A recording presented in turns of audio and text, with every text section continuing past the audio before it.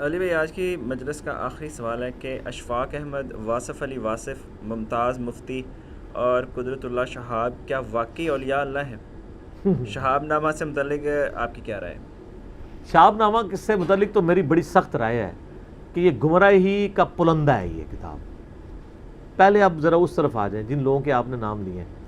میں آپ کو کیٹاگوریکل مینشن کر دوں، میں ہر بندے کی زندگی کے پازیٹیو پہلوؤں کو اپریشیٹ کرتا ہوں. واصف علی واصف صاحب کو میں نے بہت پڑھا ہے، میں دل سے ان کی قدر کرتا ہوں. علمی اختلاف اپنی جگہ، دل دریا سمندر ان کی کتاب ہے، قطرہ قطرہ کلزم، اور کتابیں بھی ان کی. اشفاق احمد صاحب کا ڈرامہ جو ہے من چلے کا سودا، شاہکار ہے وہ. اس میں آپ علمی اختلاف ضرور کر سکتے ہیں، بہرحال خدا کے ساتھ ان کے ایک تعلق کو پریزنٹ کرتا ہے. ممتاز مفتی تو بہت چھوٹا بندہ ہے ان کے مقابلے پہ. ان میں اگر آپ لسٹ ڈاؤن کریں تو پہلے نمبر پہ واصف علی واصف صاحب ہیں، پھر اشفاق احمد ہیں. پروفیسر احمد فی اختر صاحب بھی اسی کیٹیگری میں فال کرتے ہیں، میرے استاد بھی رہے، ان پہ میرا کلپ آ چکا ہے. ممتاز مفتی تو بات کی چیز ہے. قدرت اللہ شہاب بھی، یعنی وہ اتنی موٹی کتاب لکھ کے چلا گیا اور لوگ اکثر کوٹ کر کے، اور پتہ نہیں ان کو کس کیٹیگری میں فال کر. یہ بھی انسان تھے، اولیاء اللہ کا تو اللہ کو پتہ ہے کون ہے ولی. ہاں، اس طرح نہیں کوئی ڈیفائن کر سکتا. ورنہ میں پھر اکثر کہتا ہوں بریلویوں کے ولی دیوبندیوں کے مشرک ہوتے ہیں، اور دیوبندیوں کے ولی بریلویوں کے گستاخ رسول ہوتے ہیں. وہ کہتے ہیں گستاخ رسول، وہ کہتے ہیں اولیاء اللہ. یہ چھوڑ دیں، یہ اللہ کو پتہ ہے. ڈیفینیٹلی صرف صحابہ اور اہل بیت کے بارے میں آپ کہہ سکتے ہیں کہ اولیاء اللہ میں سے ہیں. باقی آپ صرف حسن ظن رکھ سکتے ہیں. قدرت اللہ شہاب جو ہے نا جی، وہ عجیب دیو مالائی قصے کہانیاں اس نے شہاب نامے میں لکھی ہیں جن کا دین سے کوئی تعلق نہیں، لیکن ظلم یہ ہے کہ اس کو ایز اے دینی کتاب پریزنٹ کیا گیا ہے. حالانکہ وہ اس نے اپنے ایکسپیرینسز لکھے ہیں. وہ ایکسپیرینسز وہ جھوٹ بھی لکھ سکتا ہے، اس کے تخیلات بھی ہو سکتے ہیں، اس کے خواب بھی ہو سکتے ہیں. یہاں تو لوگ دین کے نام پہ جھوٹی حدیثیں گاڑ کے امت کو دے کے چلے گئے ہیں. تابعین میں ایسے لوگ ہیں جو بعد میں ویریفائی ہوئی کہ یہ تو جعلی روایتیں تھیں. تو تابعین میں اگر جھوٹے لوگ پیدا ہوئے ہیں، امام مسلم نے مقدمے میں لکھا ہے، تو یہ لوگ تو تابعین بھی نہیں نا، تبع تابعین ہے تو بڑے دور کے لوگ ہیں. تو میں تو ان لوگوں کی یعنی کتابوں کے بارے میں یہی کہوں گا کہ آپ ضرور شوق و شوق سے پڑھیں. جو چیز کتاب و سنت کے مطابق ہے اس کو لے لیں.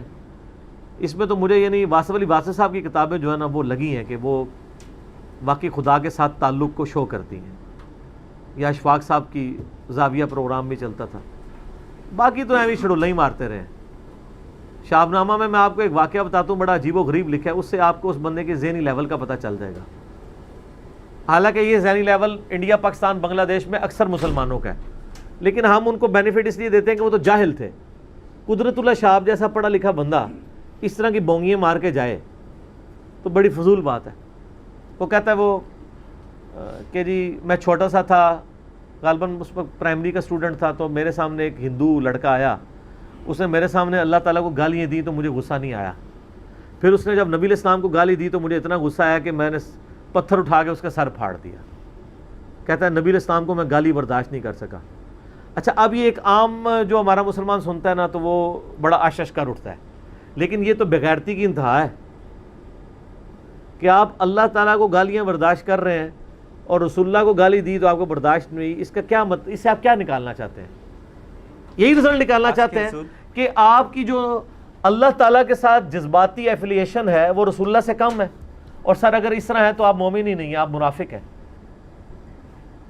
مومن کے لیے تو ٹاپ پرائرٹی کون ہے؟ اللہ. اللہ کی وجہ سے سب سے محبت کرتے ہیں ہم. یہ ذہن میں رکھیے گا.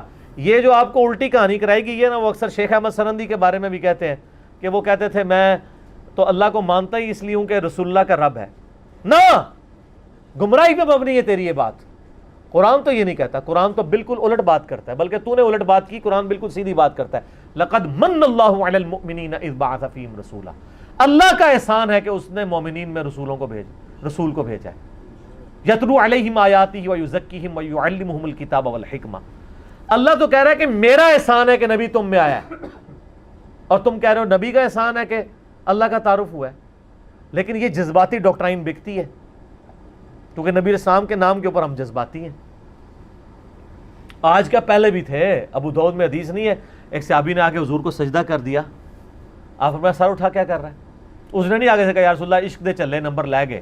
عقل والے اون جی عمرہ گالیاں کہ عشق کے جلے تو نمبر لے کے، عقل والے تو ویسے ہی اپنی عمر خراب کرتے. آپ نے فرمایا یہ کیا؟ انہوں نے کہا میں وہ ہیرا نامی شہر عراق کا تھا، وہاں پہ گیا تو میں نے دیکھا لوگ اپنے سردار کو سجدہ کرتے ہیں، تو میں نے یہ بہتر سمجھا کہ میں، آپ تو اللہ کے پیغمبر ہیں، میں آپ کو سجدہ کیوں نہ کروں. تو آپ نے فرمایا کہ جب میں فوت ہو جاؤں گا تم میری قبر سے گزرو گے، کیا میری قبر پہ سجدہ کرو گے؟ ہائے ہائے ہائے. کہا یا رسول اللہ نہیں. فرمایا مجھے کیوں کر رہے ہو؟ یہ حدیثیں کبھی کسی نے بیان کی ہیں؟ آگے الفاظ ہیں، اگر میں سجدہ جائز سمجھتا تو بیویوں سے کہتا کہ اپنے خامدوں کو کریں، اس حق کے سبب جو اللہ نے ان کو دیا ہے. یہ آخری ٹکڑا پکڑا ہوا ہے مظلوم مردوں نے اپنی بیویوں پہ اپنا حق جتانے کے لیے. ہم بھی کبھی کبھار اپنی بیوی کو سناتے ہیں تو وہ ہمیں کہتی ہے نہیں دیکھے نا جی، اگر دیتا تو حکم تو کوئی نہیں دیا، تو ان گھروں گھر جاؤ. ٹھیک ہے. تو لیکن جو پہلا حصہ تھا وہ اصلاح والا تھا. تو جذباتیت رہتی ہے. یہ عقیدہ کیا مسلمانوں کا ہے کہ اللہ کے بارے میں گالی سن لے اور نبی الاسلام کے بارے میں نہ سن سکے،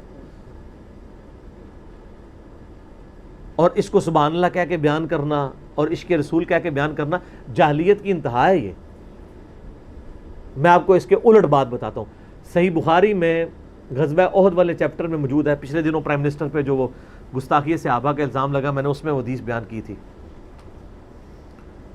3039، مجھے ایک ذہن اس میں رہ گئی، صحیح بخاری میں انٹرنیشنل نمبر کے مطابق. غزوہ احد کے موقع پر جب مسلمانوں میں بھگدڑ مچ گئی، پھر مسلمانوں نے جا کے احد پہاڑ کے اوپر پناہ لی اور کافر نیچے تھے، مسلمانوں کا بہت نقصان ہو چکا تھا. ابو سفیان نے کہا بدلہ لے لیا کافی ہے، ہم نے بدر کا بدلہ لے لیا، اب اگر لڑنے کے لیے جائیں گے تو وہ بلندی پہ ہیں، پتھر ماریں گے تو ہم ڈیمیج ہو سکتے ہیں. تو اس نے وہاں سے ایک آواز بلند کی، کیا تم میں محمد ابن عبداللہ ہیں؟ تو نبی علیہ السلام نے فرمایا جواب نہیں دینا کسی نے. پھر پوچھا کیا تم میں جو ہے وہ ابن ابی قحافہ ہیں، یعنی ابو بکر صدیق؟ تو آپ فرمایا جواب نہیں دینا. پھر انہوں نے پوچھا تم میں ابن خطاب ہیں؟ تو آپ نے فرمایا جواب نہیں دینا. تو اس نے پھر کہا کہ تینوں ہی مارے گئے ہیں. تو حضرت عمر ذرا جذباتی تھے، تو انہوں نے کہا کہ تمہیں اللہ تباہ و برباد کرے، ہم اس کا بدلہ تم سے لیں گے. حالانکہ نبی علیہ السلام نے جواب دینے سے منع فرمایا تھا، لیکن وہ چونکہ ایسی بات ہے تو انہوں نے جواب دے دیا. اس سے اگلی بات ہے، اس نے نعرہ بلند کیا کہ آج کے دن ہبل جو ہے نا یہ اعلیٰ ہو چکا ہے، جو ان کا بت تھا. تو نبی علیہ السلام فرمایا تم جواب کیوں نہیں دیتے ہو ان کو؟ جب اللہ کے اوپر بات آئی نا، اپنے پر بات آئی تو انہوں نے کہا جواب نہیں دینا، دفع کرو. جب انہوں نے کہا کہ ہبل اعلیٰ ہوا ہے تو آپ فرمایا تم کہو کہ اللہ اعلیٰ، اللہ اعلیٰ ہے. سبحان ربی الاعلیٰ بھی ہم پڑھتے ہیں. پھر اس نے کہا کہ ہمارا تو عزا ہے مولا، تمہارا کوئی مولا نہیں ہے. تو نبی علیہ السلام فرمایا تم جواب کیوں نہیں دیتے؟ اللہ مولانا، اللہ ہمارا مولا ہے، تمہارا کوئی مولا نہیں ہے. تو یہ قدرت اللہ شہاب صاحب کی جہالت کو دیکھ لیں اور صحیح بخاری میں نبی علیہ السلام کے ایٹیچیوڈ کو دیکھ لیں. اپنی ذات کے بارے میں جواب نہیں دیا، اللہ کے بارے میں جواب دیا.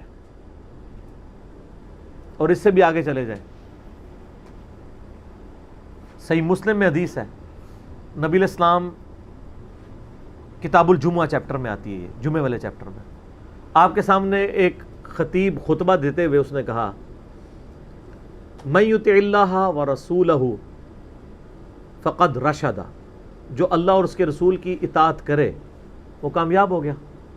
ومن یعصہما فقد غوا، اور جس نے ان دونوں کی نافرمانی کی وہ گمراہ ہو گیا. اس جملے میں وہ خرابی ہے، جو اللہ اور اس کے رسول کی اطاعت کرے وہ کامیاب، جو ان دونوں کی نافرمانی کرے وہ گمراہ. سے تو ٹھیک ہے، لیکن لغت کے اعتبار سے، لٹریچر کے اعتبار سے، اپنے سیاق و سباق اور کانٹیکسٹ کے اعتبار سے بالکل بات ٹھیک ہے. لیکن نبی علیہ السلام کو غصہ آیا، فرمایا بئس الخطیب انت، کتنا برا خطیب ہے تو نے یہ کیوں کہا ومن یعصہما، جس نے ان دونوں کی. یہ تو دو نہیں ہے، اللہ ایک ہے. آپ فرمایا تم کو ومن یعص اللہ ورسولہ، جو اللہ کی اور اس کے رسول کی نافرمانی کرے وہ گمراہ ہوا. یہ نہ کہو کہ ان دونوں کی کرے. اللہ تو ایک ہے, حالانکہ اس صحابی نے اللہ اور رسول کو ایک نہیں بنایا تھا, کیونکہ پہلے کہہ چکا تھا من یطع اللہ ورسولہ فقد رشد, جو اللہ اور اس کے رسول کی. تو اس کانٹیکسٹ میں دونوں کہنا کوئی برا نہیں تھا. لیکن امام الموحدین کو یہ بات ہضم نہیں ہوئی. میں کتنا برا خطیب ہے. اور مسلم میں تو اتنے الفاظ ہیں, ابو داؤد میں آگے الفاظ ہیں قم اذهب, اٹھ اور ادھر سے نکل جا, اپنی شکل بھی نہ مجھے دکھا. وہ شخص وَإِنَّكَ لَعَلَىٰ خُلُقٍ عَظِيمٍ جو اخلاق کے بلند ترین درجے پر فائز ہے, جب اللہ کی باری آتی ہے نکال دی. اس طرح کی بے شمار مثالیں بخاری اور مسلم میں موجود ہیں, جس سے آپ کو پتہ چلے گا, کیا پتہ چلے گا, کہ بابوں کا خدا اور ہے اور کتابوں کا خدا اور. دین وہ ہے جو کتابوں میں ہے. بابوں نے آپ کو جذباتی ڈاکٹرائن دی ہے, کتابیں آپ کو علمی ڈاکٹرائن دیتی ہیں. آپ نے پرائورٹائز کرنی ہے چیزیں, کس چیز کو کس لیول پہ رکھنا ہے, کس چیز کو کس لیول پہ. ہم نبی علیہ السلام سے, صحابہ سے, اہل بیت سے محبت ان کی وجہ سے نہیں کرتے ہیں, اللہ کی وجہ سے. اور یہ میں اپنی طرف سے نہیں کہہ رہا, جامعہ ترمذی میں حدیث ہے, اللہ سے محبت کرو کہ اس نے تمہیں نعمتوں سے نوازا ہے, اس نے اتنا کچھ تمہیں دیا ہے. مجھ سے محبت کرو کہ میں اللہ کا رسول ہوں, اس لیے. کس لیے محبت کرو؟ میں اللہ کا رسول ہوں, یعنی اللہ کے ساتھ میری نسبت ہے. اور میرے اہل بیت سے محبت کرو کہ ان کا رشتہ میرے ساتھ ہے. یہاں الٹی گنگا بیٹھ رہی ہے, اور جی پہلے فنافی شیخ ہوتا ہے جی, اور پھر فنافی رسول ہوتا ہے جی, پھر اللہ تک پہنچ دو. اللہ تک کدے بھی نہیں پہنچتا. جڑا بندہ تھلوں ٹوٹتا ہے اللہ تک پہنچتا ہی نہیں ہے. وہ دین تو ہے ہی اللہ کو رب ماننے اور محمد رسول اللہ کو اپنے ہادی اور رہنما ماننے کا نام ہے. تیسرا تو کوئی بندہ ہی نہیں پیچھے, تیسرے سارے آپ کے بنائے ہوئے ہیں. تو یہ میں نے شہاب نامے کی صرف ایک چھوٹا سا حصہ لے کے آپ کو میں نے اس کی انجینئرنگ کی ہے. باقی بے شمار انجینئرنگ اس کی ہو سکتی ہیں, لیکن اس کے باوجود میں آپ کو یہ نہیں کہوں گا کہ آپ نہ پڑھیں کتابیں. پڑھیں, آپ پڑھیں گے تو آپ کو گمراہیوں کا پتہ چلے گا نا. دنیا میں یہ پلیٹ فارم ہے جہاں سے کہا جاتا ہے سب کچھ پڑھیں, سب کچھ سنیں. کیوں؟ ہمیں پتہ ہے کہ جب تک آپ دوسروں کو نہیں سنیں گے تو جو رونا ہم یہاں بیٹھ کے رو رہے ہیں وہ آپ کو کیسے پتہ چلے گا. جب تک ہم کہتے تھے, یہ علماء کہتے ہیں قرآن حدیث ڈائریکٹ نہ پڑھو, گمراہ ہو جاؤ گے. لوگ کہتے تھے علماء کیسے کہہ سکتے ہیں, تو ہم نے کہا آپ لوگوں کو سنیں. تو سر دیکھ لینا, آپ وہ آیا نا وہ اسلام 360 پہ کلپ, لیکن ڈائریکٹ نہیں پڑھنا. ایسے کر کے انگلی کر کے مولوی نے کہا ہے ایسے, اینڈ ریوالور تانی ہے نا انہیں زائچی پہ ہوتے انگلی دی ریوالور. تو اب آپ کو یقین آ گیا نا یہ کہتے ہیں قرآن حدیث. تو سر ہم آپ کو کہتے رہتے, آپ نے ماننا تو کوئی نہیں تھا. ہم یہ کہتے ہیں کہ آپ بزرگوں کو, علماء کو خوب سنا کریں تاکہ خوب گمراہیاں آپ کو پتہ چلیں. اس لیے اللہ, اور اس کے بعد پھر ہمیں بھی سنیں. وہ تو آپ کو کہیں گے ان کو نہ سنیں, کیونکہ ان کو ڈر ہے کہ اس نے سچی بات کرنی ہے, ہم آگے ٹھہر نہیں سکتے. اور ہمیں یہ یقین ہے کہ انہوں نے جھوٹی بات کرنی ہے, آپ اور پکے ہو جائیں گے قرآن و سنت پہ جب ہماری باتیں سنیں گے. تو ہمیں ڈر نہیں ہوتا, اس لیے ہم کہتے ہیں پڑھیں, سب کو پڑھیں, لیکن قرآن و سنت کے دائرے میں اس کو سمجھنے کی کوشش کریں. ٹھیک ہو گیا جی. اللہ تعالیٰ سے دعا ہے جی, جو حق بات میں نے کہی اللہ تعالیٰ ہمارے دلوں میں راسخ فرمائے. آمین. اگر جذبات میں میرے منہ سے کوئی غلط بات نکل گئی تو اللہ تعالیٰ ہمارے دلوں سے معاف کر دے. ہمیں کتاب و سنت کی تعلیمات پر عمل کر کے دوسرے بھائیوں تک پہنچانے کی توفیق عطا فرمائے. سبحانک اللہم و بحمدک, اشہد ان لا الہ الا انت, استغفرک و اتوب الیک, وما علینا الا البلاغ المبین. جزاکم اللہ خیر.